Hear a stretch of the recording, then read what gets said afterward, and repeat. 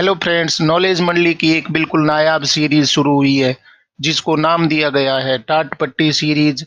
जहां पर बैठ करके हम पले बड़े हैं, उन्हीं दिनों को याद करते हुए सीरीज को नाम दिया गया है टाट पट्टी सीरीज। और टाट पट्टी सीरीज में हम चर्चा करेंगे सीसीए रूल्स पर आधारित क्वेश्चंस, यानी कि डिसिप्लिनरी और कंडक्ट रूल्स पर क्वेश्चंस हैं, आपकी परीक्षाओं में पूछे जाएंगे। पुरानी परीक्षाओं में भी पूछे गए थे। डिसिप्लिनरी और कंडक्ट रूल्स पर पहले से ही क्वेश्चन सीरीज अवेलेबल है, आप प्लेलिस्ट में जाइए। परंतु एक नए कलेवर में सीसीए रूल्स हैं वो लाए गए हैं। CCA rules disciplinary conduct rules 2.0, जहां पर हम अपडेटेड मैनर में सारे सीसीएस और सीसीए रूल्स हैं उनको चर्चा करेंगे। और ये क्वेश्चंस है आपकी परीक्षाओं में जरूर पूछे जाएंगे क्योंकि आपके सिलेबस में रखे गए हैं। तो चलिए साथियों, ज्यादा समय ना लेते हुए टाट पट्टी सीरीज शुरू करते हैं। टाट पट्टी सीरीज पार्ट फर्स्ट का पहला क्वेश्चन देख लेते हैं। 261, as per the latest 2025 guidelines, what is the gift limit for a group A government servant from near relatives on occasions like weddings without reporting to the government? बहुत ही अच्छा question है, पुरानी परीक्षाओं में भी पूछा गया था, आगामी परीक्षाओं में भी पूछा जाएगा। नवीनतम 2025 दिशा निर्देशों के अनुसार ग्रुप ए सरकारी कर्मचारी के लिए बिना रिपोर्ट किए शादियों जैसे अवसरों पर रिश्तेदारों से उपहार सीमा क्या है। आपको ध्यान देना है कि ग्रुप ए का ऑफिसर है, साथ में रिपोर्ट भी नहीं करनी है। जो भी गिफ्ट मिल रहा है उसकी रिपोर्ट नहीं करनी है। शादी विवाह है आदि अवसरों पर आप रिश्तेदारों से उपहार कितने रुपए तक का ले सकते हैं, गिफ्ट कितने रुपए तक का ले सकते हैं? ₹5,000, ₹10,000, ₹25,000, ₹50,000। लेटेस्ट गाइडलाइन के अनुसार ग्रुप ए का ऑफिसर है, कितना गिफ्ट ले सकता है? नियर रिलेटिव से ले सकता है, जहां पर आपको कोई रिपोर्ट करने की भी आवश्यकता नहीं होगी। सही उत्तर हमारा हो जाएगा सी, हो जाएगा 25,000 रुपये। आप 25,000 रुपये तक का गिफ्ट ले सकते हैं, नियर रिलेटिव से ले सकते हैं। और इस गिफ्ट की आपको कहीं पर रिपोर्टिंग भी नहीं करनी होगी। जो आपके घरों में उत्सव होते हैं, जो त्योहार होते हैं, वेडिंग्स होती है, विवाह शादी सगाई, उसमें ये गिफ्ट आप ले सकते हैं। सही उत्तर हमारा हो जाएगा सी, हो जाएगा। और इसके साथ में दूसरे ऑफिसर्स भी होते हैं, ग्रुप ए के अलावा दूसरे ऑफिसर्स भी होते हैं। यहाँ आपको मैं डिटेल में बता रहा हूँ कि दूसरे के लिए क्या लिमिट है। ग्रुप ए ऑफिसर्स है वो 25,000 रुपये तक का गिफ्ट ले सकते हैं। ग्रुप बी के ऑफिसर्स है वो 15,000 रुपये तक का गिफ्ट ले सकते हैं।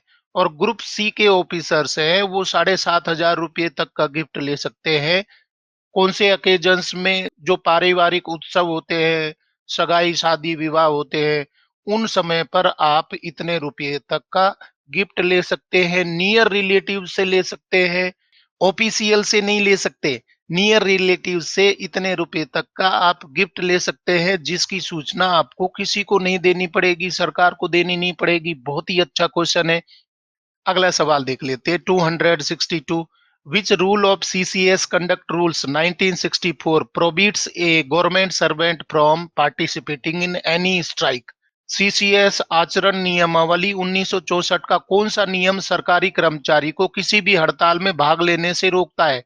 यहाँ पर सीसीएस कंडक्ट रूल्स 1964 में ये बताया गया है कि सरकारी कर्मचारी है किसी भी प्रकार की स्ट्राइक में पार्टिसिपेट नहीं कर सकता।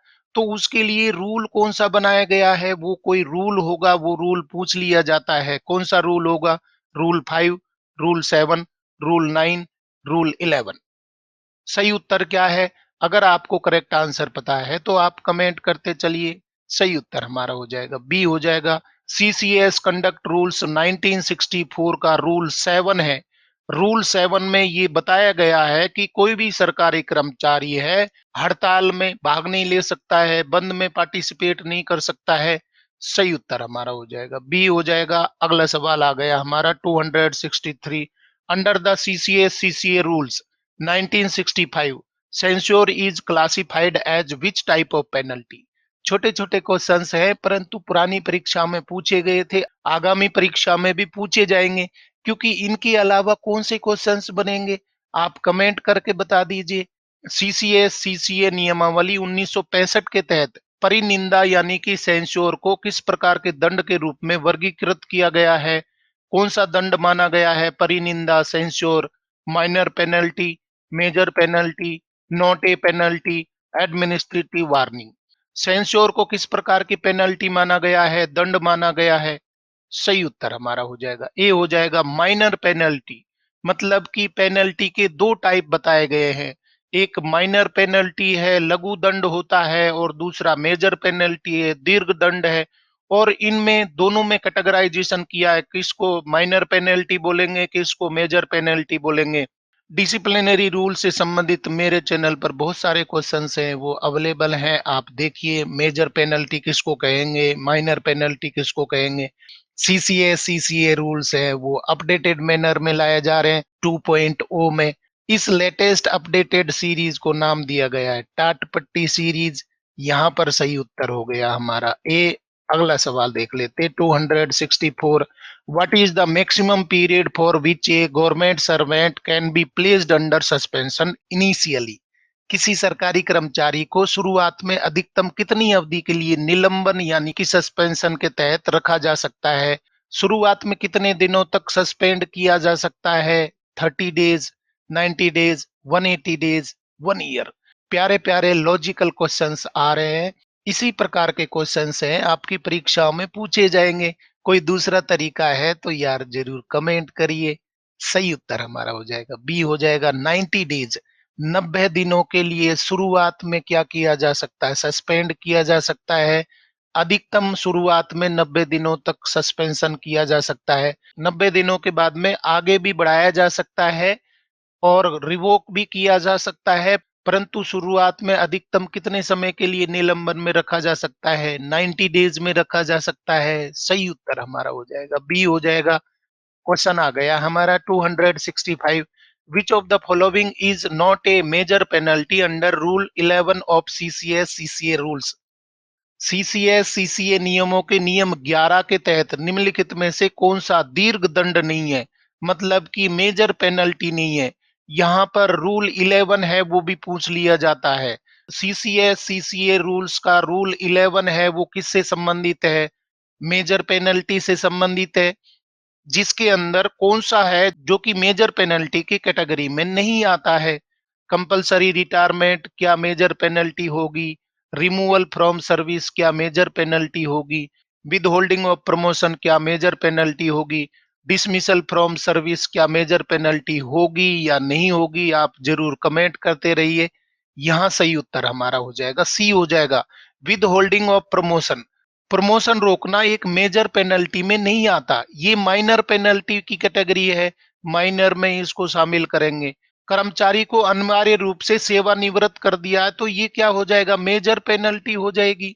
साथ में रिमूवल फ्रॉम सर्विस ये भी मेजर हो जाएगी, नौकरी से निकाल दिया है तो मेजर पेनल्टी हो जाएगी। और डिसमिसल फ्रॉम सर्विस मतलब कि बर्खास्त कर दिया है तो ये क्या हो जाएगा, मेजर पेनल्टी हो जाएगी। बाकी प्रमोशन रोक दिया है ये किस में आएगा, माइनर में आएगा। और यही हमारा सही उत्तर हो जाएगा। Dear friends, CCS CCA disciplinary और कंडक्ट रूल्स 2.0 में हम चर्चा कर रहे हैं अपडेटेड और नए कलेवर में क्वेश्चंस। और इस लेटेस्ट और नए कलेवर सीरीज को नाम दिया गया है टाट पट्टी सीरीज, जहां पर हम पले बड़े हैं और पढ़ाई करी है, इसलिए उसको नाम दिया है टाट पट्टी सीरीज। अगर आपको डिसिप्लिनरी और कंडक्ट रूल्स पर आधारित क्वेश्चन सीरीज टाट पट्टी सीरीज के क्वेश्चंस पसंद आ रहे हैं तो लाइक बटन दबाइए। अपने यार दोस्तों को भी बता सकते हैं, आप कमेंट भी कर सकते हैं।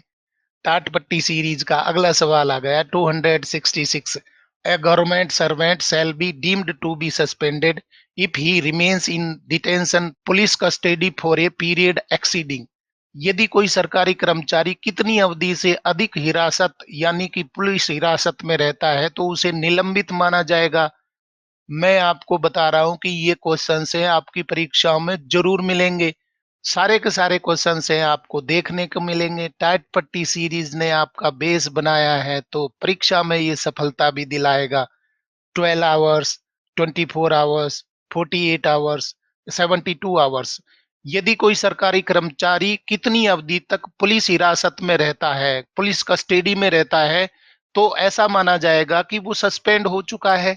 कितने समय से अधिक वो हिरासत में रहता है तो उसको निलंबित माना जाएगा। सही उत्तर हमारा हो जाएगा सी हो जाएगा 48 आवर्स। 48 घंटे से अधिक अगर वो कस्टडी में रहता है तो ऐसा माना जाएगा कि कर्मचारी है वो निलंबित है, वो सेवा में नहीं है। सही उत्तर हमारा हो जाएगा सी हो जाएगा। टाट पट्टी सीरीज के कारवा को आगे बढ़ाते हुए नया सवाल देख लेते 267। Which rule deals with sexual harassment of working women in CCS conduct rules.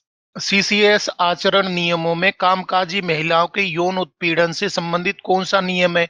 Unique questions में इस सीरीज में लेकर के आया हूं।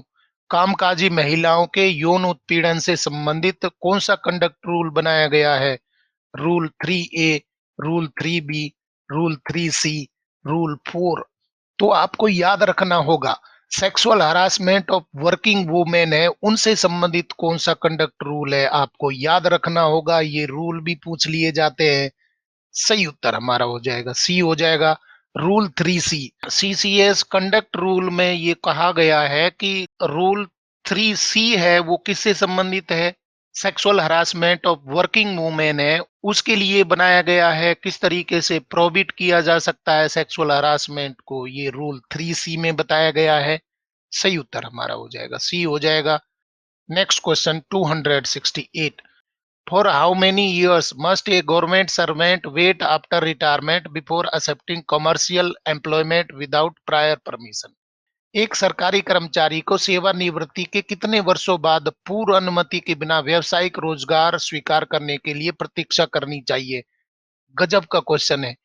मतलब कि सरकारी कर्मचारी रिटायर हो गया है, कितनी अवधि के बाद में रोजगार ग्रहण कर सकता है, मतलब कि दूसरा व्यवसाय कर सकता है, उसको अनुमति लेनी होगी या नहीं लेनी होगी, कितने समय के बाद में अनुमति नहीं लेनी होगी। 1 year, 2 years, 5 years, permission is always mandatory. सरकारी कर्मचारी रिटायर हो गया, अब वो कमर्शियल एम्प्लॉयमेंट लेना चाहता है और परमिशन भी नहीं लेना चाहता, तो सेवानिवृत्ति की कितनी अवधि के बाद में वो ऐसा कर सकता है। सही उत्तर हमारा हो जाएगा ए हो जाएगा 1 ईयर। मतलब कि 1 वर्ष बाद में वो बिना परमिशन के कमर्शियल एम्प्लॉयमेंट ले सकता है। 1 वर्ष के बाद में, सेवानिवृत्ति के 1 वर्ष के बाद में ऐसा कर सकता है। परंतु 1 वर्ष से पहले ऐसा करना चाहता है, रिटायरमेंट हुआ और तुरंत ही कमर्शियल एम्प्लॉयमेंट वो चाहता है, तो उसके लिए उसको क्या लेनी होगी, परमिशन लेनी होगी। परमिशन वो ग्रांट करेगा तब जा करके उसको रोजगार के लिए अनुमति मिलेगी या नहीं मिलेगी, ये तो सरकार पर डिपेंड करता है। पर 1 साल के बाद में वो फ्री है, कमर्शियल एम्प्लॉयमेंट ले सकता है। बहुत ही जोर का क्वेश्चन है। अगला सवाल देख लेते 269। What is the standard time limit for a charge officer to submit his written statement of defence under rule 14 major penalty.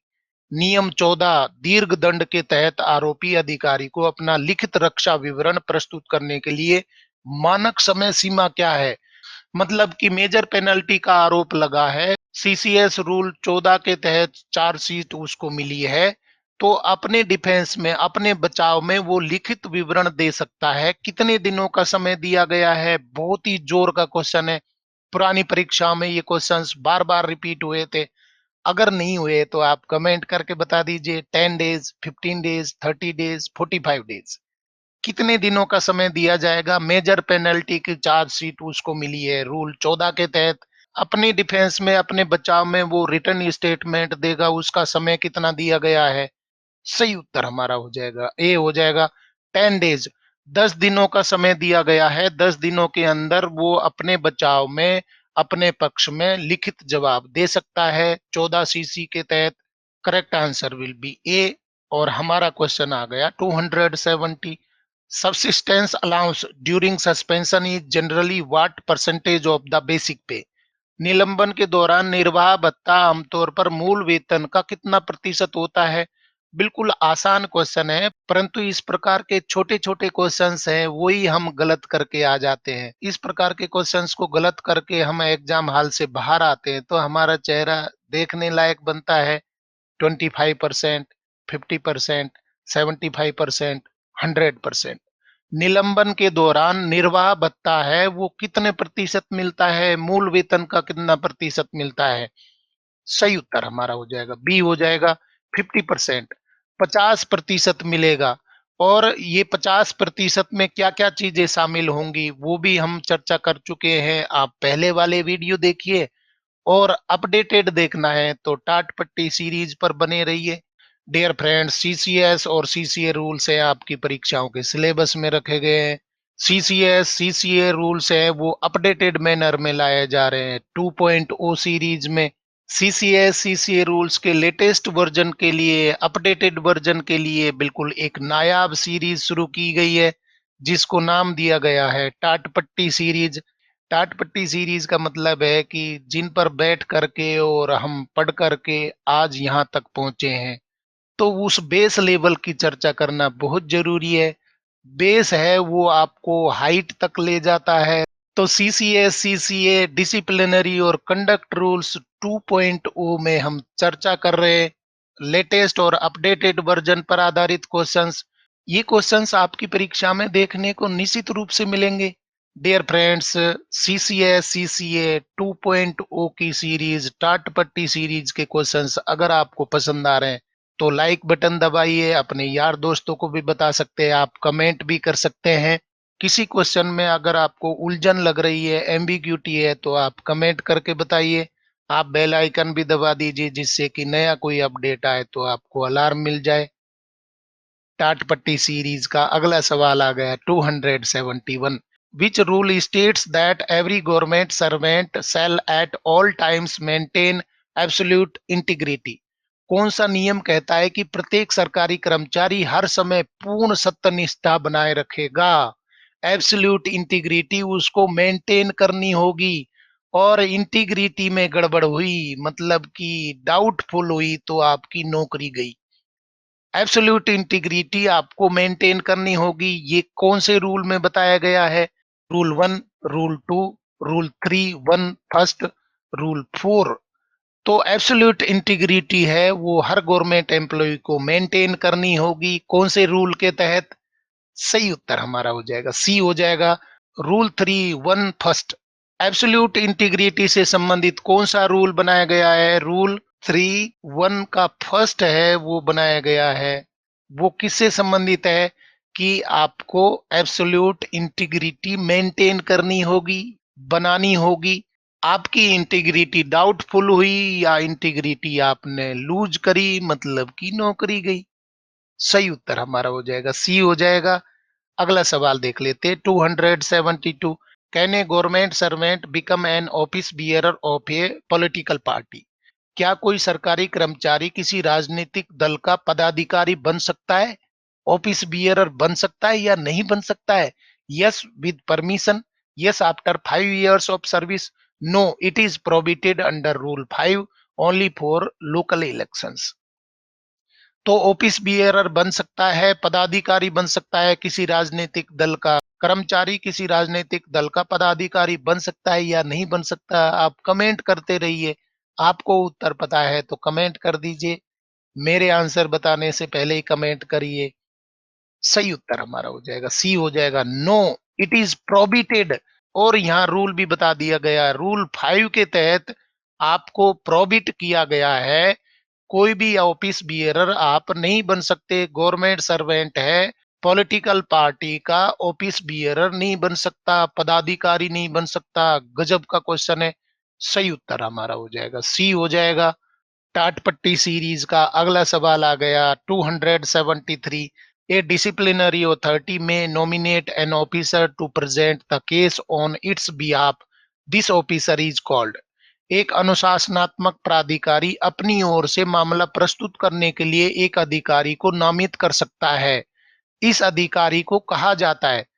अपना केस प्रस्तुत करने के लिए कोई भी अधिकारी को नॉमिनेट किया जा सकता है, मामला प्रस्तुत करने के लिए किसी अधिकारी को नामित कर सकता है। तो उस अधिकारी को क्या बोलेंगे? Inquiry officer, defence assistant, presenting officer, vigilance officer. तो क्या हो जाएगा? अनुशासनात्मक प्राधिकारी है, डिसिप्लिनरी अथॉरिटी है, वो अपनी तरफ से मामले को प्रेजेंट करने के लिए किसी को नॉमिनेट कर सकता है। तो अथॉरिटी आपको ध्यान देना होगा, डिसिप्लिनरी अथॉरिटी की तरफ से मामले को प्रस्तुत किया जा रहा है, वो नॉमिनेटेड अधिकारी क्या कहलाएगा? सही उत्तर हमारा हो जाएगा सी हो जाएगा, प्रेजेंटिंग ऑफिसर कहलाएगा। प्रेजेंटिंग ऑफिसर मामले को प्रस्तुत कर रहा है किसकी तरफ से? डिसिप्लिनरी अथॉरिटी की तरफ से। और प्रतिवादी यानी कि आरोपी कर्मचारी है, वो भी अपने केस को प्रस्तुत करने के लिए किसी को नॉमिनेट कर सकता है। आप कमेंट करके बता दीजिए इनमें से कौन सा होगा। जो प्रतिवादी होगा वो भी अपनी तरफ से नॉमिनेट कर सकता है अधिकारी को। यहाँ पर वो टर्म दी गई है, आप कमेंट करके बता दीजिए। प्रतिवादी यानी कि आरोपी कर्मचारी के मामले को प्रस्तुत कर सकता है।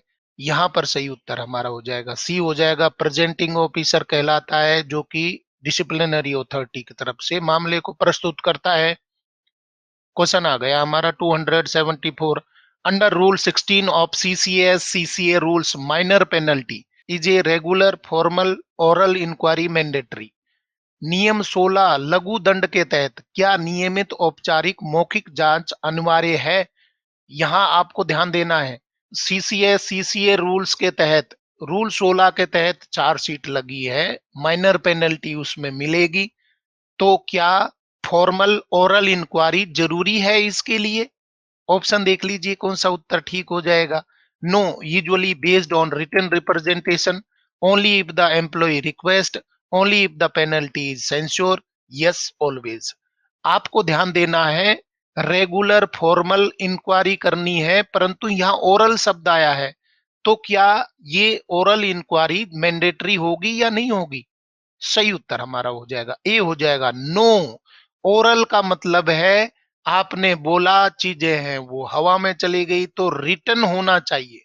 रिटन में कोई भी इंक्वायरी आप कर रहे हैं तो रिटन में होना चाहिए। यहाँ फॉर्मल ओरल इंक्वायरी बोला है, तो फॉर्मल ओरल इंक्वायरी क्या होती है? सिर्फ पूछताछ करना, बातचीत करना, ये तो कोई तरीका नहीं हुआ, तो ये जरूरी नहीं है, नो।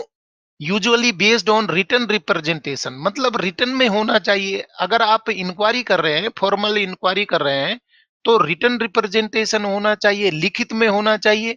ओरल क्या होता है? ओरल शब्द का मतलब है निश्चित रूप से यहाँ पर नो होगा।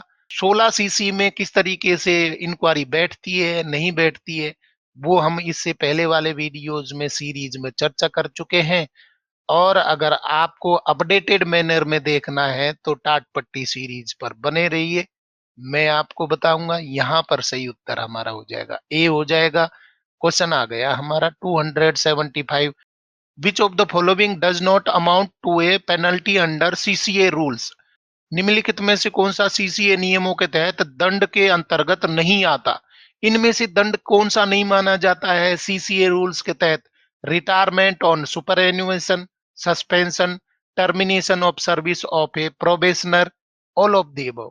तो इनमें से कौन सा है जो कि पेनल्टी नहीं माना जाता है सीसीए रूल्स के तहत? दंड नहीं माना जाता है, पेनल्टी नहीं मानी जाती है। क्या रिटायरमेंट ऑन सुपरएनुएशन को पेनल्टी नहीं माना जाता? क्या सस्पेंशन को पेनल्टी नहीं माना जाता? क्या termination of service of A probationer को पेनल्टी नहीं माना जाता है? इनमें से क्या चीज है जो कि पेनल्टी के रूप में डिफाइन नहीं की गई है? पेनल्टी उसको माना ही नहीं जाता, दंड नहीं माना जाता। सही उत्तर हमारा हो जाएगा डी हो जाएगा। गजब का एक क्वेश्चन है। रिटायरमेंट ऑन सुपर एनुएशन निश्चित रूप से इसको पेनल्टी नहीं माना जाएगा, क्योंकि रिटायर तो होना ही है, सेवानिवृत्त तो होना है। परंतु क्या सस्पेंशन को पेनल्टी माना जाता है? नहीं माना जाता। और termination of service of A probationer, इसको भी पेनल्टी नहीं माना जाता, क्योंकि उसको शुरुआत में प्रोबेशन पे ही रखा था, परिवीक्षा काल में ही रखा था, तो पेनल्टी इसको नहीं माना जाता। सीसीए रूल के तहत इनमें से कोई भी पेनल्टी है ही नहीं। सही उत्तर हमारा हो जाएगा डी हो जाएगा। Dear friends, CCS CCA rules 2.0 में हम बिल्कुल अपडेटेड और नए कलेवर में हम चर्चा कर रहे हैं, और इस नए कलेवर को नाम दिया गया है टाट पट्टी सीरीज। टाट पट्टी पर बैठ करके हमने अक्षर ज्ञान प्राप्त किया था।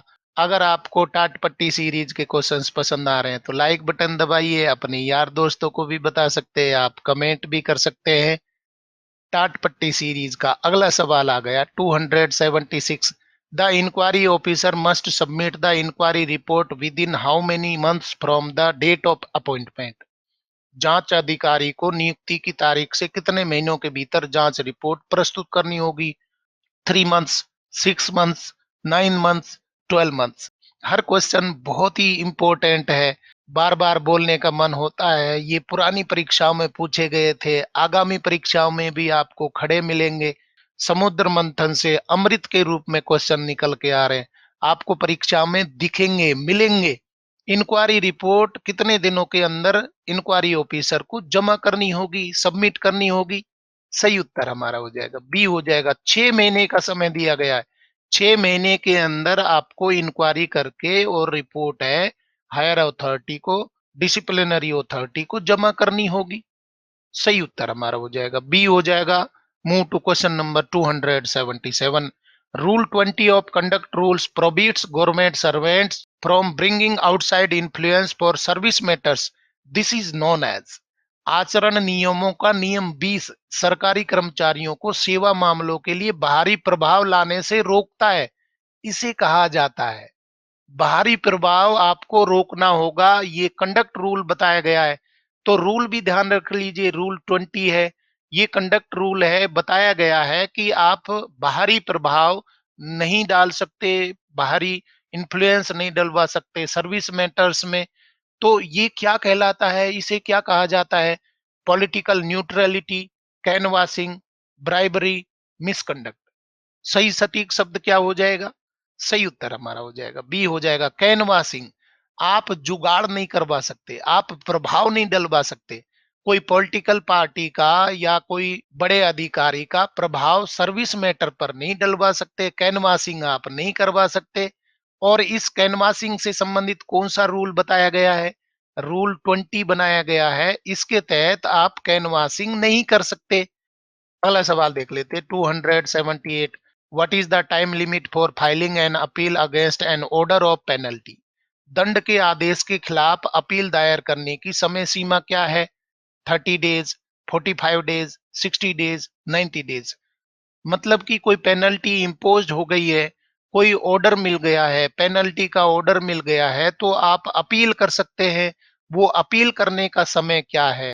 सही उत्तर क्या हो जाएगा? बी हो जाएगा 45 डेज। मतलब कि 45 दिनों के अंदर आप क्या कर सकते हैं? अपील कर सकते हैं। जो भी आपके अगेंस्ट में दंड मिला है, उस दंड के खिलाफ आप 45 दिनों के अंदर अपील कर सकते हैं। गजब का क्वेश्चन है। सही उत्तर हमारा हो जाएगा बी हो जाएगा। टाट पट्टी सीरीज के कारवा को आगे बढ़ाते हुए नया सवाल देख लेते हैं 279। Which rule provides for compulsory retirement as a penalty? कौन सा नियम दंड के रूप में अनिवार्य सेवानिवृत्ति का प्रावधान करता है? तो रूल आपको ध्यान रखना है। अगर क्वेश्चन पेपर को थोड़ा सा कॉम्प्लिकेट बनाया जाएगा, हार्ड बनाया जाएगा, कठिन बनाया जाएगा, तो कंपल्सरी रिटायरमेंट के लिए रूल कौन सा कहा गया है, रूल कौन सा बनाया गया है? Rule 11 fifth, rule 11 ninth, rule 11 seventh, rule 13।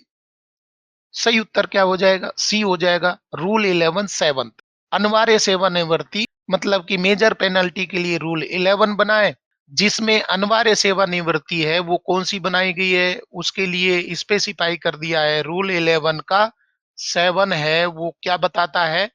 Compulsory retirement यानी कि अनिवार्य सेवानिवृत्ति को डिफाइन करता है, अनिवार्य सेवानिवृत्ति दी जाएगी। और साथियों देख लेते हैं सीसीए 2.0 की सीरीज, टाट पट्टी सीरीज पार्ट फर्स्ट का अंतिम सवाल 280। Vindictive action against A government servant who reports A corruption case is prohibited under which act rules? भ्रष्टाचार के मामले की रिपोर्ट करने वाले सरकारी कर्मचारी के खिलाफ दंडात्मक कार्रवाई किस अधिनियम नियम के तहत निषिद्ध है? जो करप्शन के खिलाफ कार्रवाई कर रहा है, उसी के अगेंस्ट में अगर आरोप लग गए, उसी के खिलाफ अगर कार्रवाई हो गई, तो वो करप्शन के केस को आगे क्यों बढ़ाएगा? उस अधिकारी को प्रोटेक्ट करने के लिए कौन सा एक्ट बनाया गया है? बहुत ही गजब का क्वेश्चन है।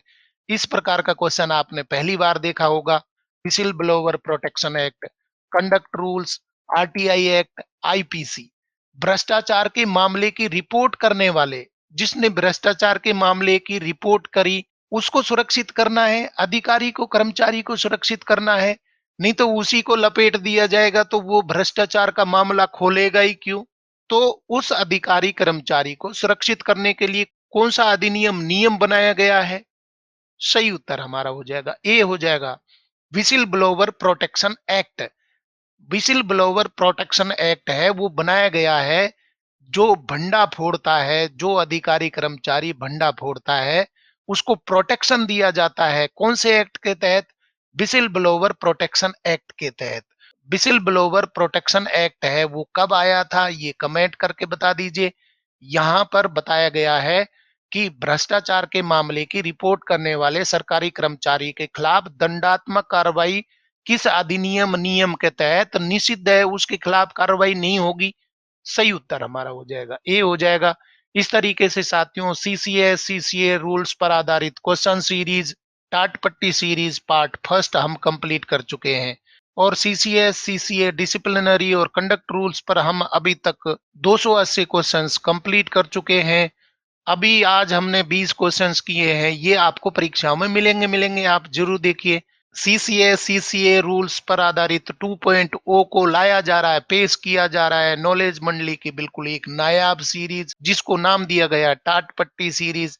टाट पट्टी को आप याद करिए, हम में से बहुत सारे लोग हैं इन्हीं टाट पट्टियों पर बैठ करके सबसे पहले शुरुआत में हमने अक्षर ज्ञान प्राप्त किया था। तो सीसीए रूल्स को याद दिलाने के लिए बिल्कुल बेस लेवल का मैंने नाम दिया है टाट पट्टी सीरीज। डियर फ्रेंड्स, अगर आपको टाट पट्टी सीरीज के क्वेश्चंस पसंद आए हैं तो लाइक बटन दबाइए, और चैनल को सब्सक्राइब करना तो बहुत ही जरूरी है, क्योंकि नॉलेज मंडली is the right choice. Thank you very much.